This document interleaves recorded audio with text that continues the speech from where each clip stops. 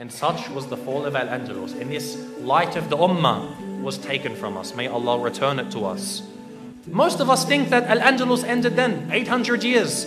And that was it. As we said before, the Ottomans, may Allah reward them, continues. And this era of what happened from the fall of Al-Andalus up until today is one of the most amazing parts of our history. Don't think that the Muslims just gave up. Khalas, the kuffar took Al-Andalus, let them keep it. What happened after this was what we call Al-Jihad al-Bahri al-Islami, the Islamic naval jihad. This was when you had the Ottoman Empire, may Allah reward them, and the Mujahideen of North Africa. They continued to fight against the Christians of Spain for hundreds of years. And in reality, the war is still going on up until today. Now, this time, you usually refer, and the kuffar call it the time of the Ottoman pirates or the Barbary pirates. Barbary coming from the Berbers, who were the native people of North Africa. Now, what happened was these people, the kuffar called them pirates, but we call them mujahideen. And you know, even when we say the word pirates, if I say pirates, I'm sure an image comes into your minds. You think of a man with an eye patch, yeah, and all of these things. I'm going to amaze you, insha'Allah. This image of a pirate was taken from a Muslim.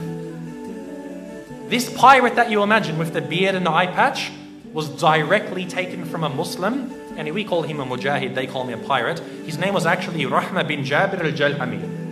And Rahma bin Jabir, he was from around the area that we call Kuwait.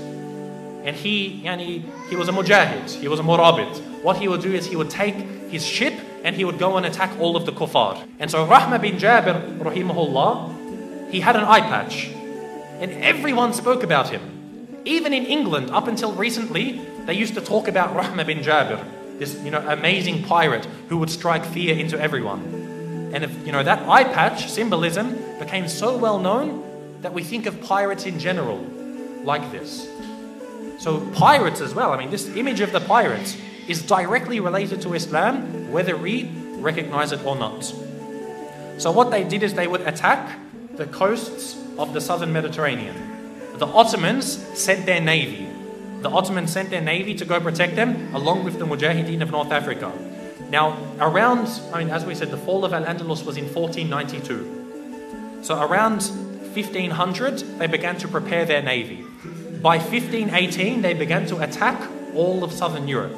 You'd find, for example, around this time, Khairuddin Pasha, who was one of the Ottoman generals, he attacked Italy. He attacked Italy because Italy, all of the south of Italy used to be Muslim. The city of Ischia, he came in and he attacked it, and he took 4,000 Italians as prisoners back to North Africa. Imagine this. On his ship, goes in, attacks the city and takes 4,000 of their men. This is a large number, and took them back as slaves to North Africa. In 1551, Turgut Reis, he went into Malta, and there's an island in Malta called Gozo. He actually took the whole city, the whole island. Every man, woman and child. The entire island went from a population of thousands to 0 overnight. The whole population was taken away and brought back to North Africa, subhanAllah. This was the power that the Ottoman Navy had. Nobody could stand up to them. They couldn't even defend themselves against them.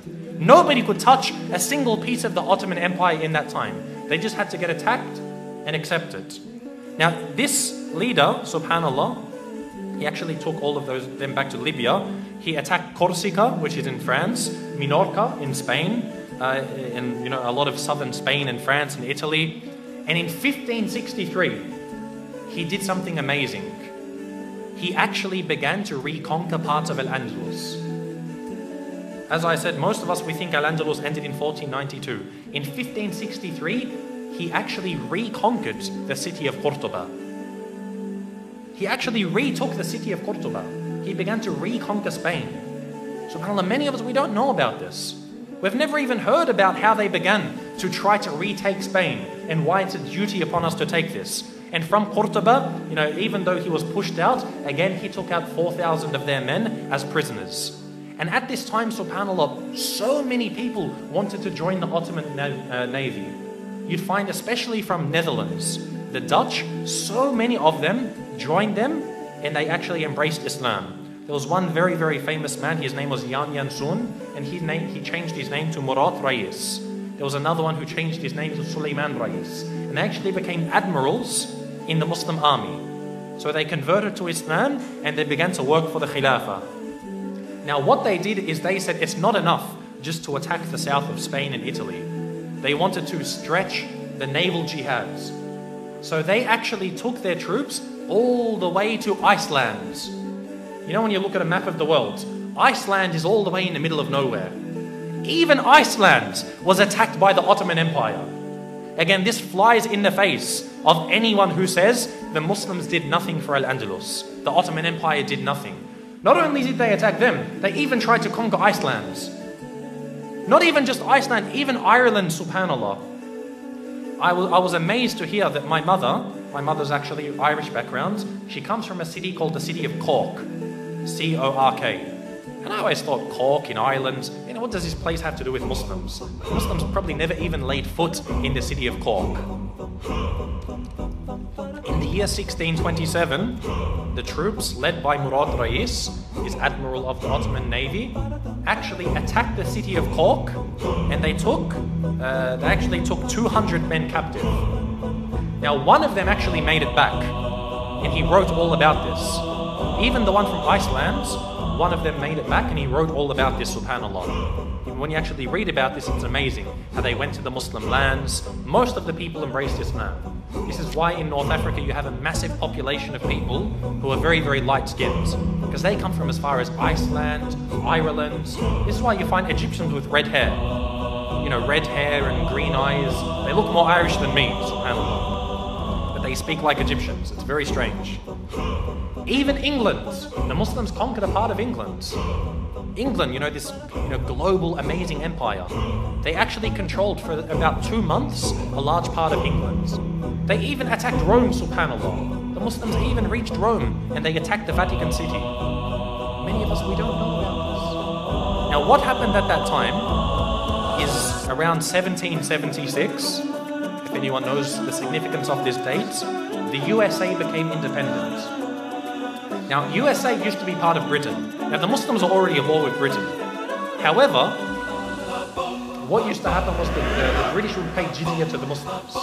Almost all of these lands would pay jizya to the Muslim state. Now, as soon as the USA became independent, the first country to recognize American independence was Morocco. There's a reason for this. Morocco was the first country on the entry to the Mediterranean. So you want to get to the Mediterranean, where they had the majority of their, trade, the Americans, you first have to pass Morocco. So Morocco said, congratulations, Mabrouk, you're independent. We recognize your independence. Pay up, jizya, now. This is why they recognized them. And you know what the Americans did? 1/5 of the American economy was paid as jizya to the Muslims, as a humiliation, showing that they were inferior to the Muslims. When we were strong, we had the Americans on their knees. So what happened was, once the Americans missed a payment, they wanted to test the Muslims. So they missed a payment and they sent a ship in. So the Muslims of Al-Maghrib, as soon as they saw the ship, boom, blew it to pieces. So the Americans said, we better pay up.